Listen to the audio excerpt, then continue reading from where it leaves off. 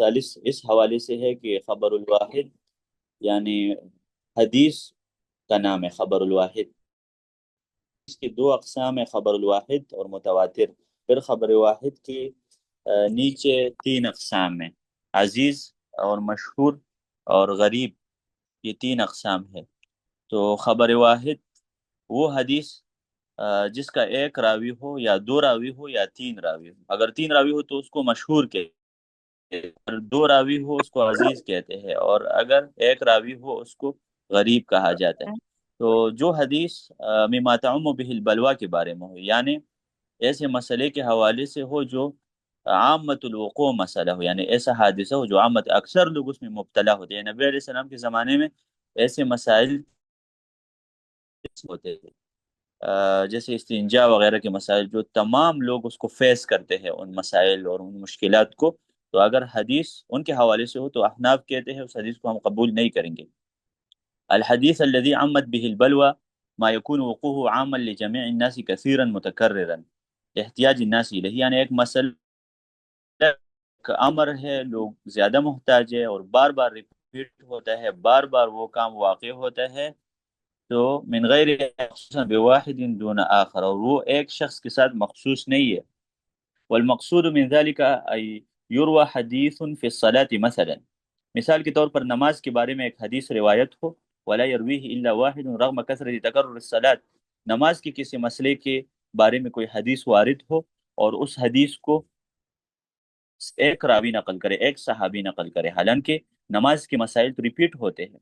وحضور الناس لها، نماز ایسی چیز ہے جو دن میں 5 بار ہم پڑھتے ہیں، صحابہ بھی 5 بار پڑھتے تھے۔ تو فهل يقبل الحديث بغض النظر عن عموم البلوى فيه ام لا يقبل بكون راويه واحد على الرغم من عموم البلوى وكثرة وقوعه بيننا دل على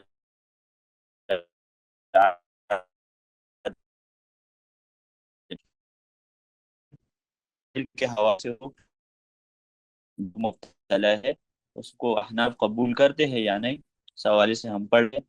الفرع الاول خبر الواحد فيما عمت به البلوى عند الحنفیہ، احناف کی نزدیک اگر خبر واحد اس مسئلے کے ریلیٹڈ ہو جو مسئلہ بار بار پیش آتا ہے، لیکن اس کا راوی ایک ہو، خبر واحد ہو، لم يقبل الحنفیہ خبر الواحد، احناف اس کو قبول نہیں کرتے۔ احناف کہتے ہیں اگر مما تعم به البلوى، یعنی وہ جو مشہور مسائل ہے نبی علیہ السلام کے زمانے میں، جو مشہور حادثات تھے جیسے نماز کے مسائل وغیرہ، اس کے حوالے سے ہم خبر واحد قبول نہیں کریں گے۔ فی مسئلۃ یکثر تکررها وقوع بین الناس، وہ مسئلہ جو بار بار واقع ہوتا ہے، اکثر لوگ اس میں مبتلا ہوتے ہیں، ان کے بارے میں خبر واحد احناف نہیں قبول کرتے ہیں۔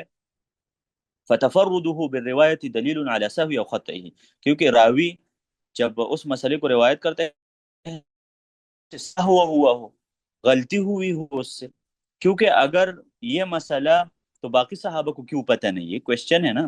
ایک صحابی یا ایک راوی اس مسئلے کو روایت کرتے ہیں، حالانکہ مسئلہ عام ہے، مسئلہ کومن ہے، لیکن ایک صحابی کیوں روایت کرتا ہے، اس کے بارے میں متواتر حدیث ہونی چاہیے۔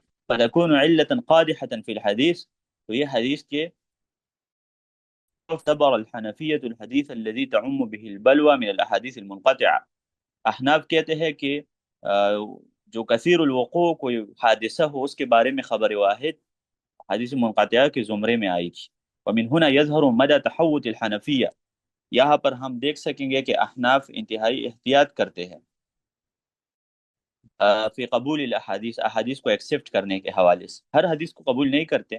التي يترتب عليها تطبيق الاحکام، والاحتیاط فی رفض كل حدیث يكون فيه علة ظاہرہ، یعنی جس حدیث میں کوئی ریزن ہو تو احناف اس کو قبول نہیں کرتے۔ وقد ظهر ذلك بشكل جلی فی قبول حدیث الاحاد عندهم، احناف کی دیکھیں گے وہ لوگ حدیث کو خبر احاد کو اس وجہ سے قبول نہیں کرتے ہیں کہ احتیاط کرتے ہیں اس حوالے سے۔ الفرع الثانی، ابھی ہم مثالیں لیتے ہیں کہ کن حدیث کو رد کیا ہے۔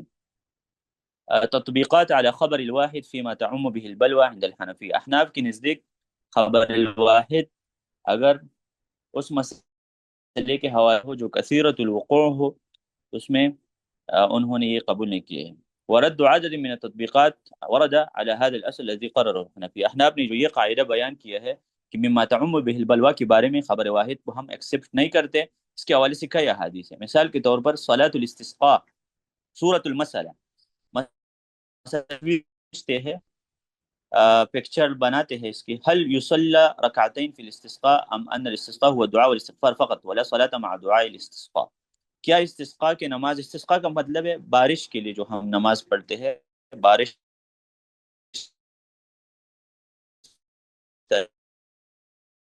کا مطلب رکعت ہے، یا یہ صرف دعا اور استغفار؟ حتى الحنفية في هذه المسألة في ظاهر الرواية عندهم على النص التالي. احناف نے استسقاء کے مسئلے میں مندرجہ ذیل حدیث پر اعتماد کیا ہے۔ ابھی حدیث کیا ہے استسقاء کے بارے میں؟ عن انس بن مالک ان رجلا دخل يوم الجمعة من باب كان وجاء المنبر ورسول الله قائم يخطب، ایک شخص آیا اور رسول اللہ خطبہ دے رہے تھے جمعے کے دن، فاستقبل رسول اللہ قائما، فاستقبل رسول اللہ قائما، انہوں نے کڑا ہوا اور پیغمبر علیہ السلام کا سامنا کیا خطبے کے اندر، فقال یا رسول اللہ هلكت المواشي وانقطعت السبل اللہ یغثنا، تو انہوں نے کہا کہ اللہ کے رسول بارش نہیں ہو رہی ہے، آپ اللہ سے دعا کریں کہ بارش ہو جائے۔ قال فرفع رسول اللہ یدیہ، پیغمبر نے ہاتھ اٹھائی، فقال اسقنا اللہم اسقنا، یہ دعا پڑھی اللہم اسقنا۔ ابھی دیکھیں اس حدیث میں یہ ہے کہ پیغمبر نے بارش کے لیے کوئی نماز نہیں پڑھی ہے، صرف دعا کی ہے۔ قال انس لا والله ما نرى من سحاب ولا قزعة ولا شيء وما بيننا وبين سلع من بيت ولا دار، قال فطلع من ورائه سحابة، بارش شروع ہو گئی اور بادل مثل الطف، فلما توسطت السماء انتشرت ثم امطرت، پھر بارش ہوئی فوراً۔ وجہ الدلالہ ان الرسول لم يصلي للاستسقاء۔ ابھی دیکھیں اس حدیث سے معلوم ہوتا ہے کہ پیغمبر علیہ السلام نے استسقاء کے لیے کوئی نماز نہیں پڑھی ہے، بل اکتفا، صرف دعا کی ہے۔ عند طلب الاستسقاء لا دلیل علیها، والصلاة عند طلب الاستسقاء لا دلیل علیها، لم يأخذ الحنفیہ بربایت عبداللہ بن زید۔ ابھی آپ دیکھ سکتے ہیں اور احادیث ہے جس میں یہ ہے کہ استسقاء کے لیے نماز ہے، لیکن ہم احناف علماء ان احادیث کو قبول نہیں کرتے، کیونکہ ان احادیث میں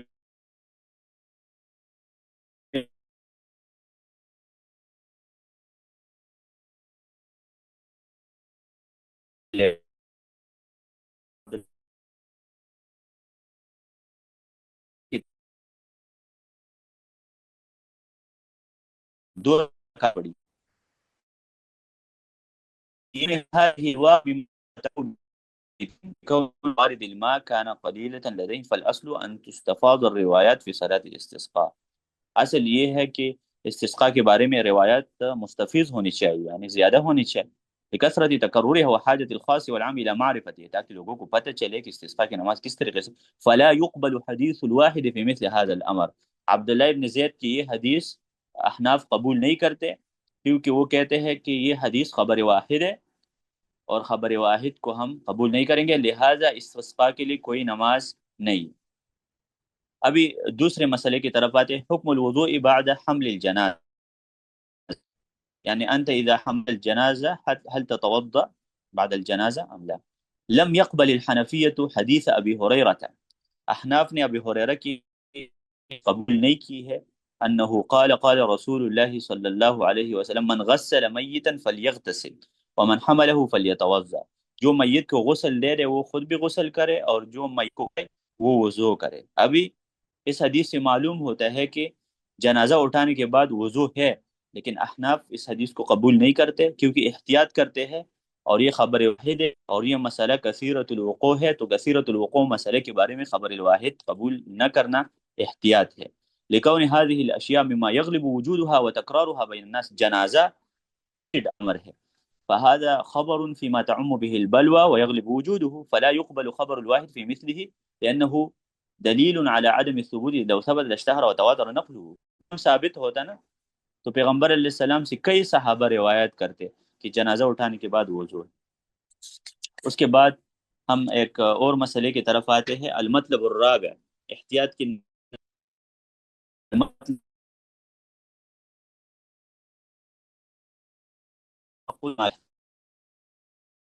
جس حدیث زیادہ ہو اس پہ، الدلیل المرشد به الارشاد، دلیل مرشد کو کہتے ہیں، یعنی راستہ دکھانے والا، جو شخص آپ کو راستہ دکھاتے ہیں اس کو مرشد کہتے ہیں۔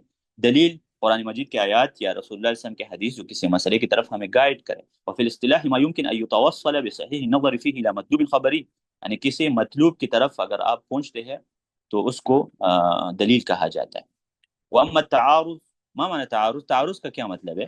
یعنی دو حدیث میں کبھی ٹکراؤ آتا ہے، تعارض آتا ہے، ایک حدیث میں ایک بات، دوسری حدیث میں دوسری بات، تو جس میں احتیاط زیادہ ہو ہم اس حدیث پر عمل کریں گے۔ تقابل الحجتين المتساويتين على وجه يوجب كل واحد منهما ضد ما توجبه الاخرى كالحل والحرمه، یعنی ایک حدیث میں ہے کہ یہ کام حرام ہے، دوسرے میں ہے کہ حلال ہے، ایک حدیث میں ہے کہ یہ کام کرو نہ کرو، جیسے پانی کڑا ہونا، کڑے ہو کر پانی پینا، اس کے بارے میں دو طرح کی حدیث ہے، ایک حدیث میں ہے کہ جو کڑے ہو کر پانی پیے وہ الٹی کرے، اور دوسری حدیث میں ہے کہ جو کڑا، پیغمبر نے کڑے ہو کر پانی پیا۔ دو حدیثوں میں تعارض ہے۔ ابھی ہم آتے ہیں تفسیر هذه القاعدة عند الحنفیہ، یعنی جب دو حدیث میں تعارض ہو تو احناف سے اس حدیث پر عمل کرتے ہیں جس میں احتیاط، جو احتیاط کے قریب۔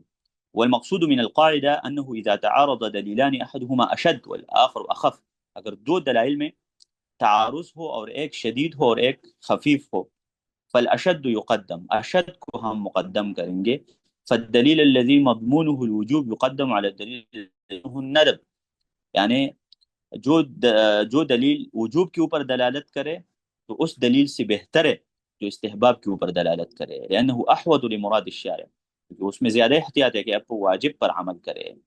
اور اگر ایک حدیث میں تحریم کا مسئلہ تو دوسرے میں ہو، یعنی حرام اور واجب، ایک حدیث میں ہے کہ یہ کام حرام ہے، دوسرے میں ہے کہ واجب ہے، تو حرام جس میں ہے اس کے اوپر عمل کرنا چاہیے۔ ولا بد من التوضيح ان الترجيح عند الحنفيه هو عباره عن نسخ في الاصل، احناف کی نزدیک ترجیح کا کیا مطلب ہے؟ اصل میں نسخہ ہے، یعنی ایک دلیل کو منسوخ سمجھے اور دوسری دلیل کو آپ ناسخ سمجھے۔ لكن تاريخ كل منهما توهم التعارض، قال التفتازاني حقيقة التعارض غير متحققة لأنه إنما يتحقق التعارض إذا اتحد زمان ورودهما، یعنی جو تعارض کی حقیقت ہے وہ غیر متحقق ہے کیونکہ تعارض تب ہوتا ہے جب زمانہ ایک ہو۔ ولا شک ان الشارع تقدس منزہ عن تزید المتناقضین، اللہ سبحانہ دو مناقض متصادم دلائل پیش نہیں کرتا، یعنی اللہ کی باتوں میں تعارض نہیں ہے نا رسول اللہ صلی اللہ علیہ وسلم کی، لیکن مسئلہ یہ ہے کہ زمانہ مختلف ہوتا ہے نا، کبھی اللہ ایک حکم دیتا ہے بعد میں اس کو چینج کرتے ہیں، ما ننسخ من آیت او ننسها نأتی بخیر منها۔ الفرع الثاني تطبیقات القاعدة عند الحنفیہ، ابھی ہم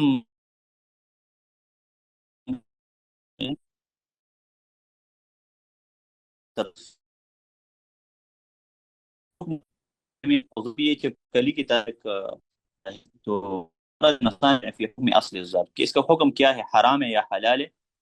چپکلی کی طرح ایک جانور ہے۔ حدیث محلل، ایک حدیث ہے جو حلال کرنے والی ہے۔ عن خالد بن ولید قال حرام الضب یا رسول اللہ، خالد بن ولید نے پوچھا کہ ضب حرام ہے؟